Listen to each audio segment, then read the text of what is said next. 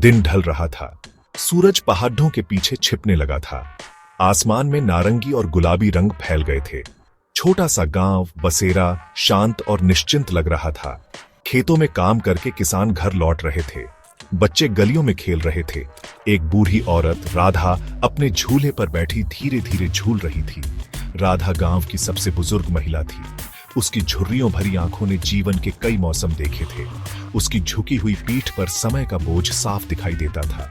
गांव वाले अक्सर उसके पास सलाह और कहानियों के लिए आते थे।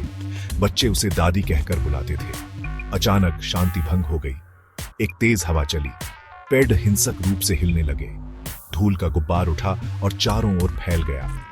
गांव वाले हैरान होकर रुक गए। उन्होंने पहले कभी इतनी तेज हवा नहीं देखी थी। हवा थम गई। एक अजीब सी खामोशी छा गई।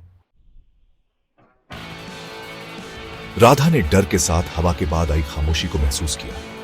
उसके दिल की धड़कन तेज हो गई। इतने सालों में उसने सीखा था कि प्रकृति के गुस्से से पहले शांति आती है। उसने अपने चारों ओर देखा। गांव वाले भी उतने ही हैरान और डरे हुए थे। तभी राधा ने उसे देखा। एक काली चिड़िया उसके घर की छत पर बैठी थी। चिड़िया की आंखें चमक रही थीं। उसकी चोंच में एक छोटा सा टुकड़ा था। राधा ने ध्यान से देखा। वो टुकड़ा एक कागज का था। धीरे धीरे चिड़िया नीचे उतरी। वह राधा के पास आई और उसके पैरों पर कागज का टुकड़ा गिरा दिया। फिर उतनी ही तेजी से जैसे वह आई थी, चिड़िया उड़ गई। राधा कांपते हाथों से कागज उठाने से पहले कुछ देर तक उसे घूरती रही। कागज खाली था, लेकिन फिर जैसे ही उसने उसे छुआ, उस पर एक संदेश उभरने लगा। संदेश स्पष्ट था, मौत आ रही है।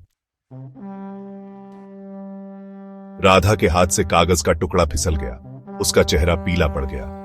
मौत आ रही है, वह फुसफुसाई। उसकी आवाज में दहशत साफ झलक रही थी। यह देखकर कि राधा कांप रही है, एक युवा किसान रमेश उसके पास भागा। क्या हुआ दादी? उसने चिंता से पूछा। राधा ने कांपते हाथों से कागज की ओर इशारा किया। रमेश ने कागज उठाया और संदेश पढ़ा। उसका चेहरा भी पीला पड़ गया। खबर जंगल की आग की तरह फैल गई। जल्द ही पूरा गांव राधा के घर के बाहर इकट्ठा हो गया। सब डरे और चिंतित थे। किसकी मौत होने वाली है? यह संदेश किसके लिए था?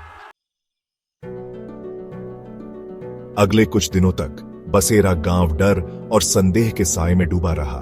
लोगों ने एक दूसरे पर शक करना शुरू कर दिया। हर छोटी से छोटी बात को संदेह की नजर से देखा जाने लगा। गांव के बुजुर्गों ने एकत्रित होकर चर्चा की। उन्होंने प्राचीन ग्रंथों को खंगाला। उन्होंने देवी देवताओं को प्रसन्न करने के लिए पूजा और हवन किए। लेकिन मौत का संदेश अभी भी उनके सिर पर मंडरा रहा था। और फिर एक सुबह गांव में एक और अजीब घटना घटी।